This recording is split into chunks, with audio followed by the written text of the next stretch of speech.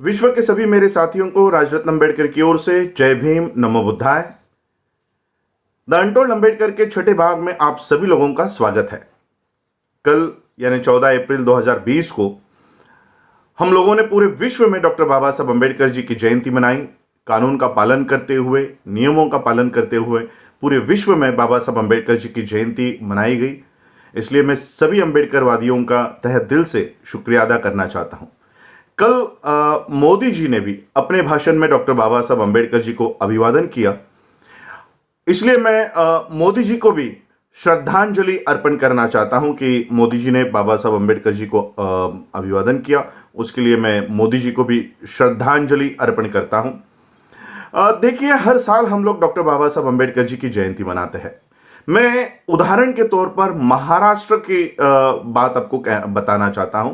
महाराष्ट्र में 36 जिले हैं, 36 डिस्ट्रिक्ट्स हैं।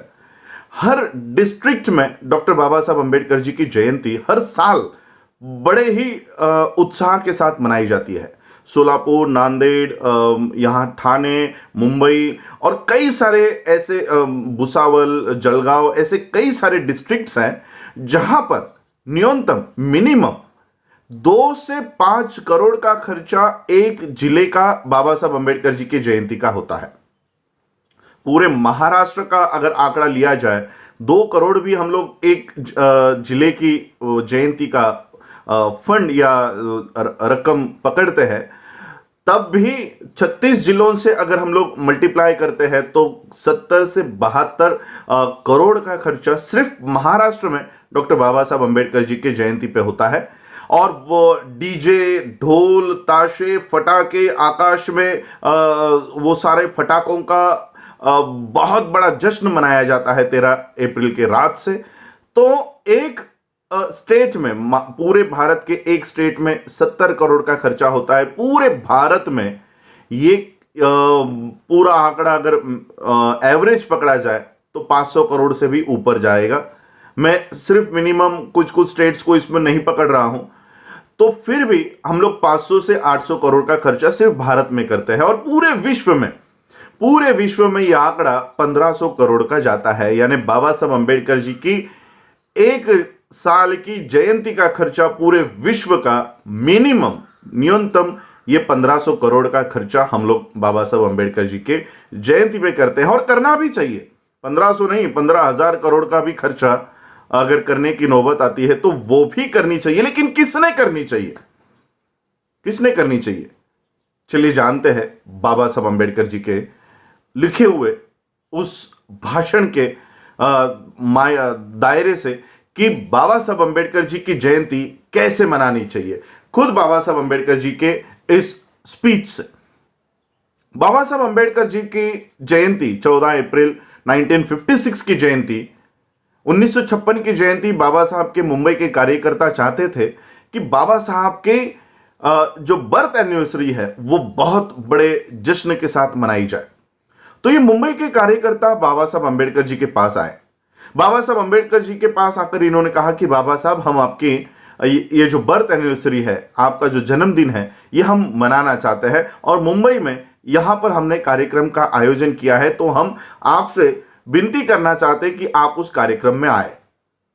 बाबा साहब ने उन कार्यकर्ताओं को, मुंबई के कार्यकर्ताओं को मना कर दिया कि मैं ऐसे कार्यक्रम में नहीं जाता, मैं ये कार्यक्रम में नहीं जाऊंगा। तो ये मुंबई के कार्यकर्ता मायूस हो गए, लेकिन उन्होंने हार नहीं मानी। इन्होंने क्या किया, ये बाबा साहब के नजदीकी और कोई कार्यकर्ता है या रिश्तेदार है, ये उनके पास गए और उनको उन्होंने मनाया कि आप प्लीज कृपया करके बाबा साहब को मनाइए और इस कार्यक्रम में उनको आने के लिए कहिए।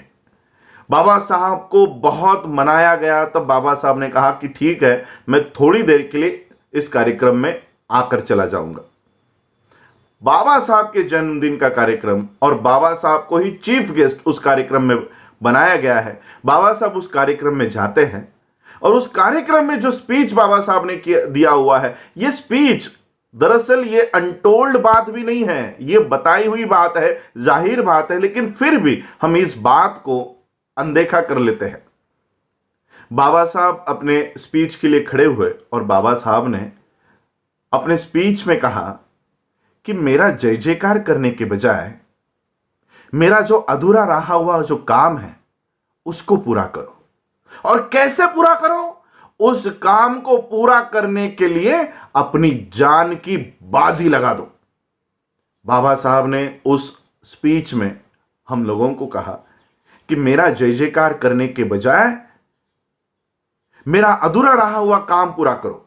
पूरे विश्व में आज बाबा साहब की जयंती हम लोग मनाते हैं। 1500 करोड़ में यह आंकड़ा इसलिए आपको बताना चाहता था कि 1500 करोड़ एक साल में हम बाबा साहब की जयंती के लिए मनाते हैं, लेकिन उसी बाबा साहब अंबेडकर जी की व्यवस्था को हम आज तक खड़े नहीं कर पाए। हमारे पास भारत में बाबा साहब अंबेडकर जी का ये सारी स्पीचेस, राइटिंग्स बताने वाली कोई यूनिवर्सिटी हमारे पास नहीं है। हमारी बातें बताने के लिए हमारे पास आज कोई मीडिया नहीं है, हमारे स्कूल्स नहीं है, हमारे पास हमारे हॉस्पिटल्स नहीं है। 1500 नहीं, 15,000 करोड़ रुपए भी अगर बाबा साहब अंबेडकर जी की जयंती मनाने के लिए अगर लगते हैं तो 15,000 करोड़ रुपए भी लगाकर हमको बाबा साहब की जयंती मनानी चाहिए। लेकिन किसने मनानी चाहिए? जो बाबा साहब के अधूरे रहे हुए काम को पूरा करने की जो कोशिश करता है उसने बाबा साहब की जयंती मनानी चाहिए।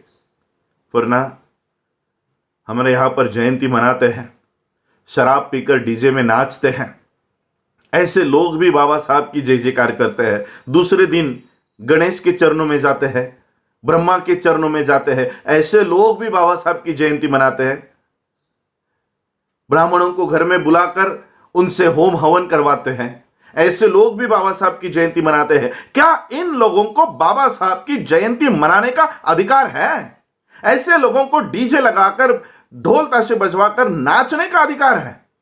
और इसलिए मैं ये बात आज आप लोगों के सामने रख रहा हूं कि बाबा साहब ने अपने जयंती के लिए, अपने जन्मदिन के लिए खुद कहा कि मेरा जय जयकार करने के बजाय मेरा अधूरा रहा हुआ काम पूरा करो और उसको पूरा करते समय अपनी जान की बाजी लगा दो। और इसलिए 1200-1500 करोड़ नहीं, 15,000 करोड़ रुपए भी अगर बाबा साहब की जयंती मनाने के लिए लगता है तो हम वो देने के लिए, वो खर्च करने के लिए तैयार है। लेकिन दूसरे दिन से बाबा साहब के अधूरे रहे हुए काम करने के लिए जो तैयार है, ऐसे ही लोगों ने बाबा साहब की जयंती मनानी चाहिए। ये राइटिंग एंड स्पीचेस के 18वें खंड के तीसरे भाग में से ये स्पीच, पूरा स्पीच वहां पर लिखा हुआ है। और यही बात मैं आज आप लोगों को बताने के लिए अनटोल्ड अंबेडकर में मैंने ये टॉपिक चुना। आप लोगों ने मुझे सुना, उसके लिए आभार, धन्यवाद। जय भीम, जय भारत, जय बुद्ध।